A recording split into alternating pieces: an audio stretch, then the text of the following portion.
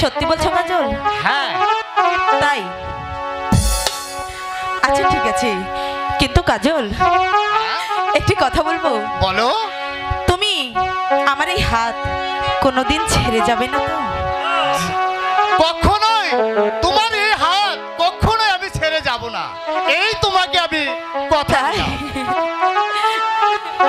হাত ছুঁয়ে বলো, তাই নাকি? তুমি আমার আছো চিরদিন।